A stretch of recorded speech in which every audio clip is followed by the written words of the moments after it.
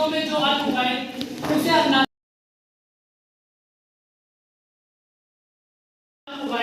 उसे अंदाजा कहते हैं। सीमा पर जो देश बचाए उसे वीर जवान कहते हैं और जो देश में रह के देश बचाए उसे मतदाता कहते हैं।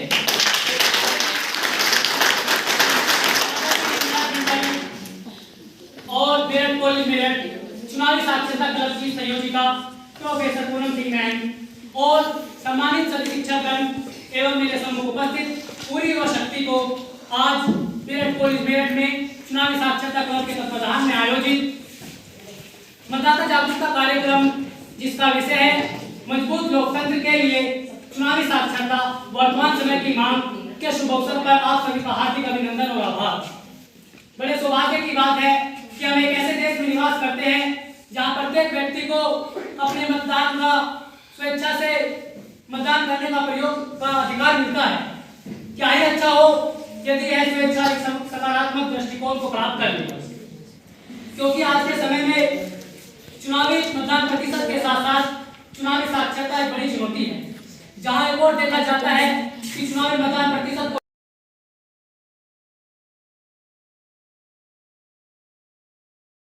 2-3 साल पहले दुनिया को अलविदा कह चुका हो और तो और कुछ लड़कियों की वोट डलवा दी जाती है जो 2-3 साल पहले शादी होकर के अपने ससुराल जा चुकी हूँ। और इन परिस्थितियों में जो लोग नैतिकता का बीड़ा उठाए फिरते हैं, इन परिस्थितियों में या तो वे खुद सलीम पाए जाते हैं अथवा अपने कदमों को पीछे खींच लेते हैं। इसी क्रम में एक चुनावी साक्षरता के क्रम में हम सबको अपने प्रतिनिधियों को चुनते वक्त यह ध्यान रखना होगा कि वह प्रतिनिधि चुने जाने योग्य है अथवा नहीं। सबसे पहले प्रतिनिधि की पृष्ठभूमि को जाना चाहिए कि क्या वह किसी आपराधिक पृष्ठभूमि से तो नहीं है अथवा वह शिक्षित भी है या नहीं। इसी क्रम में हर एक को यह सुनिश्चित करना होगा व्यक्तिगत रूप से हमें आगे आकर के चुनावी मतदान प्रतिशत के साथ साथ चुनावी साक्षरता को बढ़ाना होगा। इसी कड़ी में भारतीय निर्वाचन आयोग द्वारा समय समय पर विभिन्न कार्यक्रम संचालित करके चुनावी साक्षरता को बढ़ाने के लिए कदम उठाए जा रहे हैं। और साथ ही विगत आम लोकसभा चुनाव 2019 में भारतीय निर्वाचन आयोग द्वारा चुनावी पाठशाला और निर्वाचन साक्षरता क्लब जैसे कार्यक्रम संचालित करके चुनावी मतदान प्रतिशत एवं साक्षरता को बढ़ाने के लिए कदम उठाए जा रहे हैं। ये कार्यक्रम हमारे तीनों अतिथि आ जाए तो हम इसको स्टार्ट करें। तो सबसे पहले मैं ममता जी से आग्रह करूंगी कि वो आए और हमारे कोऑर्डिनेटर को एक पौधा देकर उन्हें सम्मानित करें।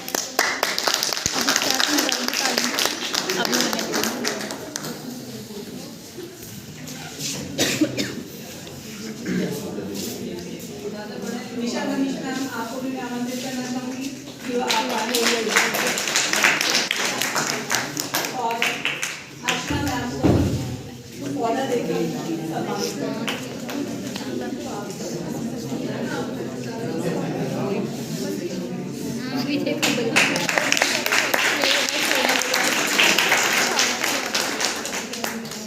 अब मैं भैया सबके सामने प्रोफेसर ललिता मैम को आमंत्रित करना चाहूँगी कि वो आए और प्रोफेसर सतीश जी को पौधा देकर सम्मानित करें।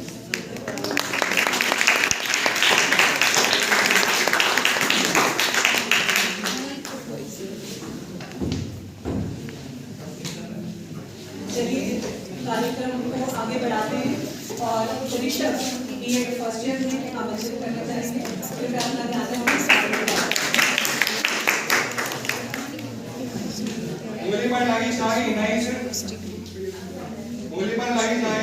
निशान है, आपकी जान है, आपके अधिकार का सम्मान है, वोट लोकतंत्र की शान है। तो इसी बात के साथ मैं अपनी वाणी को शुरू करता हूं। तो इस सभागार में उपस्थित है मेरे सभी प्रोफेसर और हमारे कोऑर्डिनेटर जो है और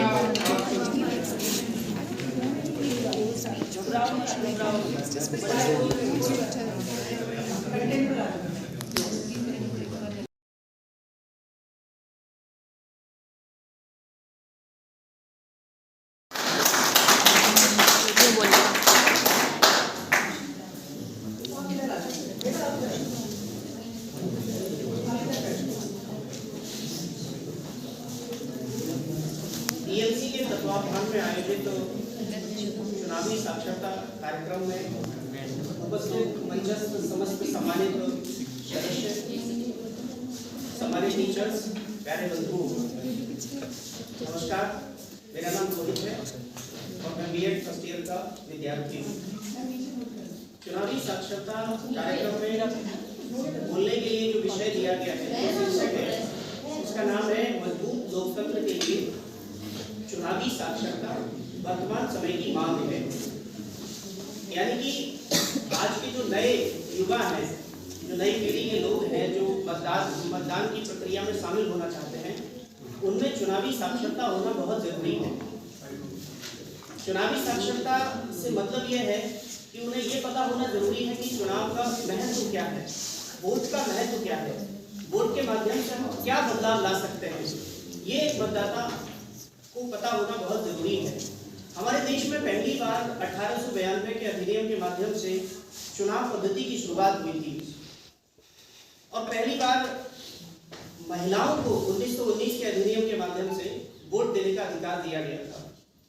1935 का जो गवर्नमेंट ऑफ इंडिया एक्ट आया था, उसके माध्यम से देश के मात्र 13% लोगों को वोट देने का अधिकार दिया गया था और वो 13% लोग वो थे जिनकी अपनी कोई आर्थिक हैसियत थी। वो लोग जो ब्रिटिश पार्लियामेंट के द्वारा बनाए हुए कानून और ब्रिटिश गवर्नमेंट का समर्थन करते थे। तो ये ऐसा था। लेकिन जब देश आज़ाद हुआ तो आज़ाद भारत में पहला आम चुनाव 1951 और 52 में हुआ था और शुरुआत में देश के 21 वर्ष या उससे अधिक उम्र के लोगों को वोट देने का अधिकार दिया गया था। जब भारत का संविधान लागू हुआ 26 जनवरी 1950 को, तो संविधान के आर्टिकल 326 में सार्वभौमिक वयस्क मताधिकार का अधिकार दिया गया था और इसके साथ साथ अनुच्छेद 324 में भारत निर्वाचन आयोग का गठन किया गया था। 24 जनवरी 1950 को भारत निर्वाचन आयोग का गठन किया गया और जिसकी जिम्मेदारी है कि विधानसभा, लोकसभा के आम चुनाव संपन्न कराना, जिसमें जनता प्रत्यक्ष रूप से भाग ले सकती है। ये प्रक्रिया लगातार चलती रही और धीरे धीरे उसमें कुछ और सुधार हुए। जैसे जैसे लोगों में नागरिक शुचिता पैदा हुई, राजनीतिक शुचिता पैदा हुई, तो उसके बाद 18 वर्ष या उससे अधिक उम्र के लोगों को वोट देने का अधिकार दिया गया संविधान के 61वें संविधान संशोधन अधिनियम 1989 के तहत। एक लोकतंत्र के लिए सिर्फ इतना ही जरूरी नहीं होता कि लोग वोट करना तो लोकतंत्र का केवल एक हिस्सा है। ये लोकतंत्र को मजबूत नहीं बनाता है।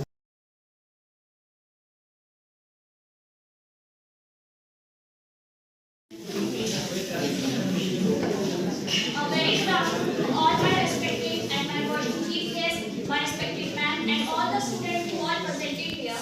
I am student Meerut College from Education Department, MRED. Today I am stand here to deliver a speech on the topic of electoral literacy, or the democracy is the need of hour. As we all know aware about the term of election.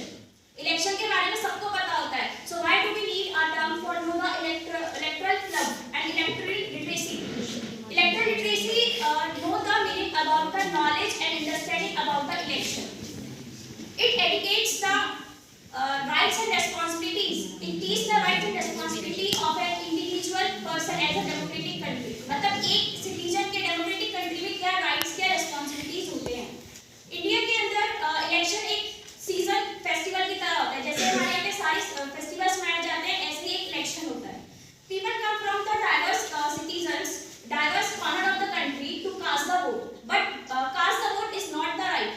ये कोई ये नहीं है कि सिर्फ हमने vote करा और हमारा हो गया। हमें पता होना चाहिए कि इलेक्शन का प्रोसेस क्या है, इलेक्शन का रोल क्या है हमारी कंट्री के अंदर। तो मैं कुछ की पॉइंट्स हाईलाइट करना चाहती हूँ। फर्स्ट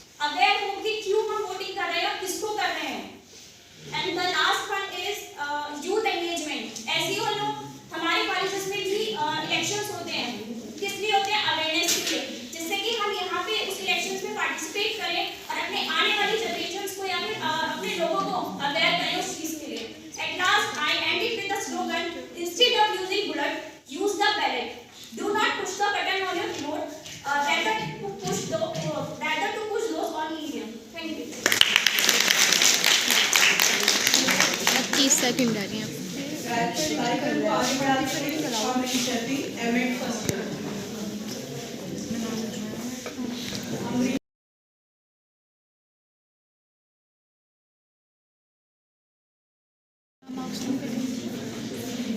किस चीज़ में? What is the expression to our commitment to ourselves, one another, this country and this world? A very good afternoon to one and all present here.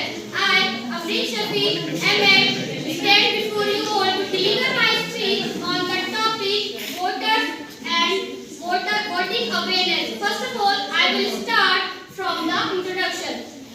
जैसे कि हम सभी जानते हैं कि हम मतदान के अधिकारी हैं, अर्थात मतदान हमारा अधिकार है। इसीलिए एक मतदाता के रूप में हमारे कर्तव्य और जिम्मेदारी है कि हम लोगों को मतदान के प्रति जागरूक और प्रेरित करें। तभी एक सुदृढ़ और सुव्यवस्थित लोकतंत्रीय भारत का निर्माण हो सकता है। इसके बाद मैं आपको थोड़ा सा वोटिंग हिस्ट्री के बारे में बताना चाहूंगी। 15 अगस्त 1947 को आजादी मिलने के बाद 26 जनवरी 1950 को भारत एक गणतांत्रिक देश के रूप में देश बना। ठीक इसी से एक दिन पहले 25 जनवरी 1950 को भारत निर्वाचन आयोग की स्थापना हुई। तभी से हम सभी भारतीयों को वोट करने का अधिकार प्राप्त हुआ। परंतु इस अधिकार मिलने के बाद भी भारत में एक वर्ग ऐसा था जो वोट के लिए अवेयर नहीं था। फिर भारत सरकार को जब ऐसा लगा कि एक वर्ग मतदान करने से वंचित रह जाता है, उसी को ध्यान में रखते हुए सन 2011 से 25 जनवरी को मतदाता दिवस के रूप में मनाने का निर्णय लिया गया। तभी से सभी जगह स्कूल कॉलेजों में पोस्टर प्रतियोगिता, निबंध प्रतियोगिता और नुक्कड़ नाटक आदि का उद्घाटन होने लगा। अब थोड़ा सा मैं आपको बताना चाहूंगी कि it is our basic right. ये हमारा क्या है? बेसिक राइट है, बुनियादी अधिकार है। वोट देने का अधिकार सिर्फ एक विशेष अधिकार ही नहीं है, बल्कि ये हमारा बुनियादी अधिकार है जो भारत के प्रत्येक नागरिक जो 18 वर्ष का है उसे प्राप्त है। ये मानव अधिकार सार्वभौम घोषणा 1948 और नागरिक एवं राजनीतिक अंतर्राष्ट्रीय अनुबंधन 1966 के द्वारा संरक्षित किया गया है और भारत में वोट देने की गारंटी अनुच्छेद 326 के अंतर्गत दी गई है। अब मैं आपको बताना चाहूंगी वोटिंग और वोटिंग अवेयरनेस के बारे में। जैसे कि हम पहले ही जान चुके हैं कि मतदान हमारा मौलिक और बुनियादी अधिकार है और इसीलिए इसके प्रति हमारी कुछ जिम्मेदारियां हैं, जिसमें से एक महत्वपूर्ण जिम्मेदारी है मतदान या मतदाता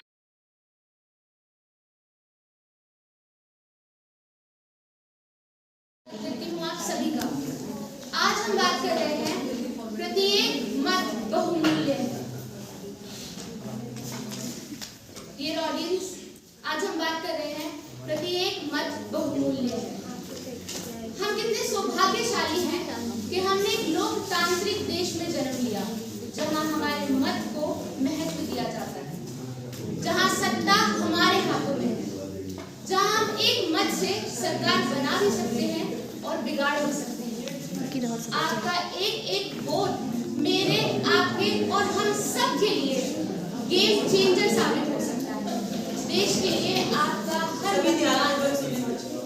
देश के लिए आपका मतदान गेम चेंजर साबित हो सकता है और आपके लिए, हमारे लिए, सबके लिए बेहद अहम है।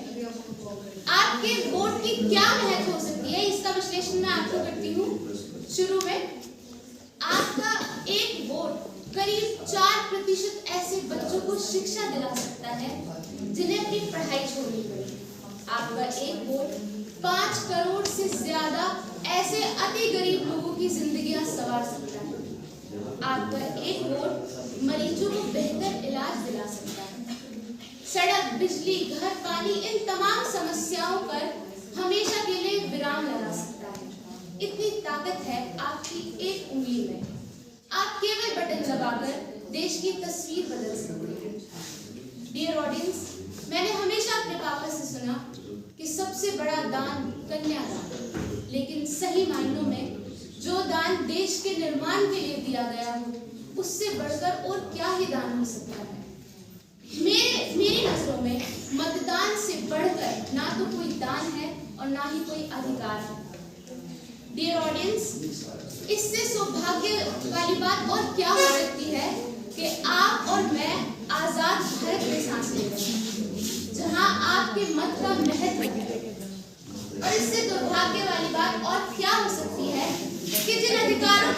वर्षों तक लड़ते रहे, उन अधिकारों के लिए ना तो हम पूरी तरीके से साक्षर हैं और ना ही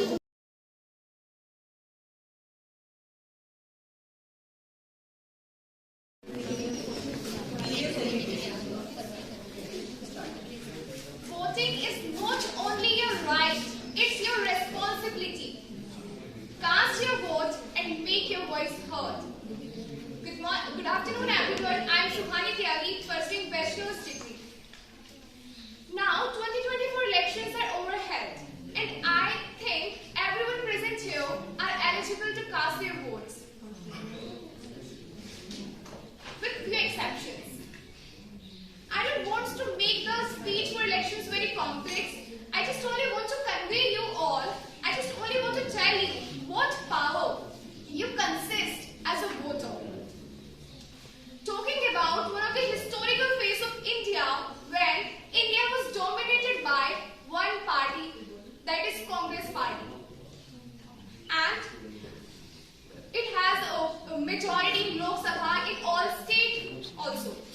So everyone around the world started considering India as a country dominated by one party and target the democratic process of India. But the people of India proved them wrong in 6th general elections when Congress party lose and Janata party came to power, and Morarji Desai became the first non-Congress President of India, Prime Minister of India. Sorry. So through this